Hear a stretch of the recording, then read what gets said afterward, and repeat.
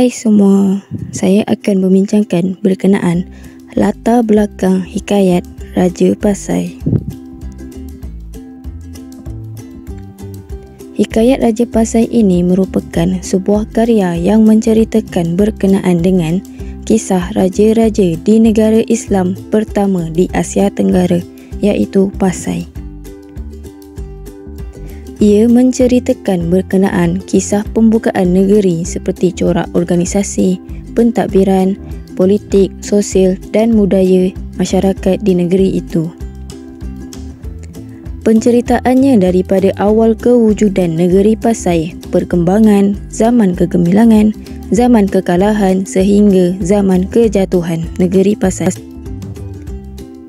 Ia juga merupakan karya yang dikategorikan sebagai karya lama, iaitu sejarah lama.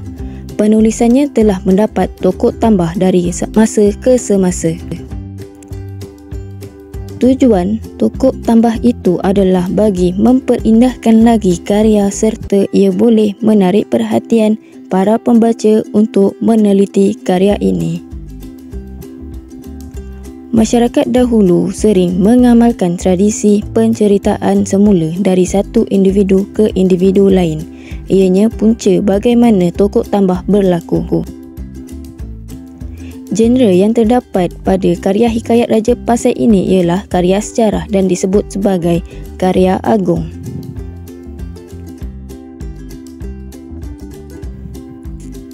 Unsur mitos dan legenda juga diterapkan dalam bahan sejarah bertujuan untuk menginterpretasi karya.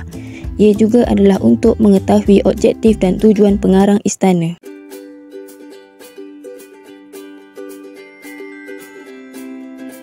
Hikayat Raja-Raja Pasai merupakan hasil sastra sejarah yang tertua yang dipercayai disusun pada abad ke-15, iaitu semasa pemerintahan Malikul Saleh hingga Pasai ditaklukki oleh Majapahit. Ia dapat dibahagikan kepada 3 peringkat mengikut peralihan cerita. Peringkat pertama penceritaan hikayat ini adalah mengenai pembukaan negeri Samudra Pasai dan kisah pengislamannya. Kisahnya mengaitkan keturunan Raja-Raja Pasai yang bernama Raja Ahmad dan Raja Muhammad. Ketika berburu, Raja Ahmad menjumpai budak perempuan daripada Pulau Betung. Mereka kemudiannya berkahwin dan mendapat seorang puteri bernama Puteri Betung. Puteri Betung pula kemudian dikahwinkan dengan Merah Gajah dan mendapat 2 orang putera, iaitu Merah Silu dan Merah Hanum.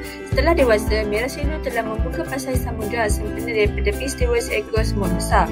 Kisah pengislaman Pasai pula dikaitkan dengan Merah Silu yang bermimpi bertemu dengan Rasulullah dan menukar nama kepada Sultan Malikul Saleh. Peringkat kedua pula menceritakan kisah mengenai anak Sultan Ahmad, iaitu Tun Brahim Bapa, yang merupakan tokoh kebanggaan kerajaan Pasai. Kegagahan Tun Brahim Bapa digambarkan seperti hang tuah.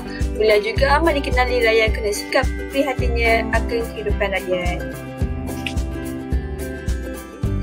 Peringkat ketiga iaitu peringkat terakhir menceritakan mengenai kisah penaklukan Pasai oleh Majapahit.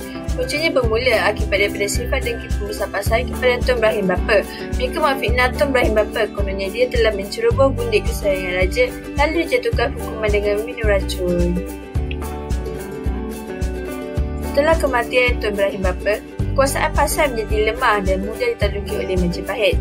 Akhirnya, Pasai dapat dikalahkan oleh Raja Aceh, iaitu Sultan Iskandar Muda Mahkota Alam. Seterusnya, genre apakah yang digunakan di dalam hikayat Raja Pasai? Hikayat Raja Pasai tergolong dalam genre sejarah yang banyak menceritakan tentang kisah Raja Pasai yang telah memeluk agama Islam. Ia meliputi tentang kisah pembukaan negeri, corak pentadbiran, politik, sosial sejak dari kewujudan, perkembangan, zaman keemasan, kekalahan hinggalah zaman keruntuhannya. Jadi, hikayat Raja-Raja Pasai bukanlah sebuah buku teks sejarah yang murni.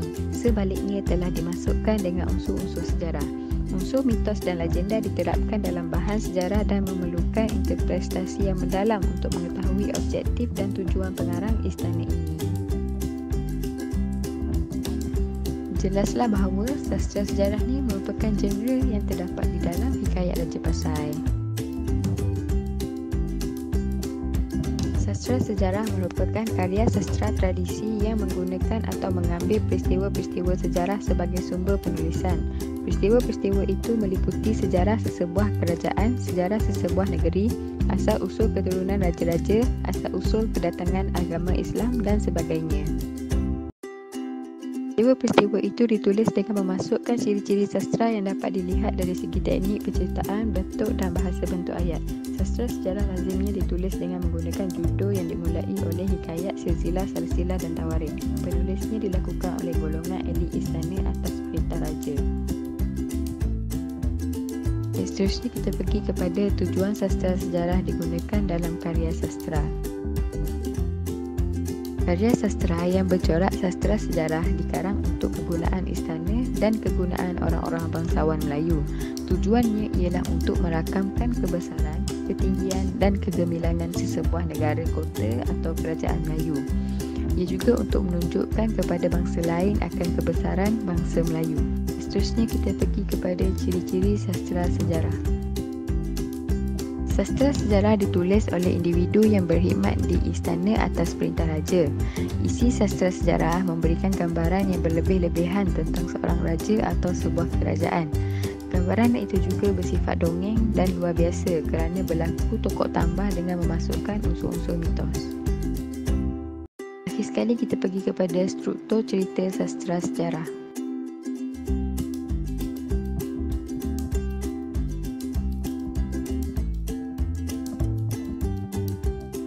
Terdapat 3 bahagian struktur cerita dalam sastra sejarah. Bahagian awal mengisahkan asal-usul keturunan raja-raja, asal-usul pembukaan sesebuah negeri dan asal-usul kedatangan agama Islam. Bahagian pertengahan pula mengisahkan zaman kegemilangan sebuah kerajaan atau negeri dan bahagian akhir mengisahkan kejatuhan sebuah. Pemikiran pengarang dalam hikayat Raja Pasai. Pemikiran didefinisikan sebagai subjek yang dibawakan oleh pengarang. Antara pemikiran yang terdapat dalam hikayat Raja Pasai, yang pertama, kisah kedatangan Islam. Penceritaan di dalam hikayat Raja Pasai dimulakan dengan menceritakan bahawa negeri Pasai merupakan negeri yang pertama rajanya memasuki agama Islam. Yang kedua, asal-usul atau susul galur keturunan Raja Pasai. Pengarang cuba mengembangkan jurai keturunan atau susul galur Raja Pasai ini dengan memulakan cerita tentang 2 orang bersaudara iaitu Raja Muhammad dan Raja Ahmad yang seterusnya menyatukan kedua anak mereka iaitu puteri Raja Muhammad dinikahkan dengan putera Raja Ahmad dan dari sinilah bermulanya perkembangan dalam jurai keturunan Raja Pasai tersebut. Dan yang ketiga, sejarah pembukaan negeri Samudra dan Pasai. Samudra diceritakan bahawa sewaktu Merah Silau pergi berburu bersama anjingnya si Pasai, di sebuah hutan dilihatnya seekor semut yang besarnya seperti kucing. Lantaran itu, Merah Silau menangkapnya dan memakannya. Kemudian diarahkan orang untuk membersihkan kawasan tersebut dan dibina istana. Merah Silau kemudian menamakan tempat itu dengan nama Samudra yang berarti semut yang amat besar. Peristiwa Pasai bermula ketika Sultan Malikul Saleh pergi berburu di tepi laut dengan membawa seekor anjingnya bersama si Pasai. Sewaktu sampai, Sultan Malikul Saleh melepaskan anjingnya tersebut lalu ia berlari masuk ke dalam hutan berdekatan. Anjing tersebut kemudiannya bertemu dengan seekor pelanduk yang gagah. Apabila anjing tersebut menyalak, pelanduk tersebut membalasnya menyebabkan anjing tersebut takut. Melihat kejadian tersebut, Sultan Malikul Saleh cuba menangkap pelanduk tersebut tetapi gagal. Seterusnya, beliau mengarahkan orang yang membersihkan kawasan tersebut dan dibina istana dengan menamakan tempat tersebut sempena nama anjing peliharaannya iaitu Pasai setelah kematian si Pasai.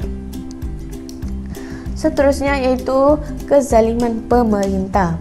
Dalam karya hikayat Raja Pasai, kezaliman pemerintah dapat dilihat melalui watak Sultan Ahmad Purumal yang kejam sehingga sanggup membunuh anak kandungnya sendiri iaitu Tun Brahim Bapa, Tun Abdul Jalil, Tun Medam Pria dan Tun Takia Dara disebabkan hasad dengki dan juga ingin mengawini anak perempuannya. Dan yang kelima, kesetiaan dan ketaatan golongan bawahan terhadap pemerintah. Mesej ini disampaikan oleh pengarang melalui watak Tun Brahim Bapa dan Tun Said Semayamuddin.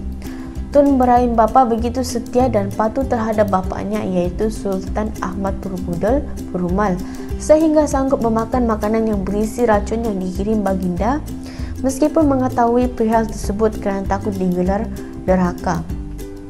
Said Semayamuddin pula merupakan menteri atau orang bawahan Sultan Malikul Mansur.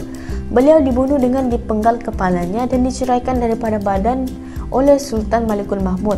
Hal ini demikian kerana beliau lebih rela mati daripada berpisah dengan Sultan Malikul Saleh setelah diberi pilihan oleh Sultan Malikul Mahmud untuk bersamanya atau tidak.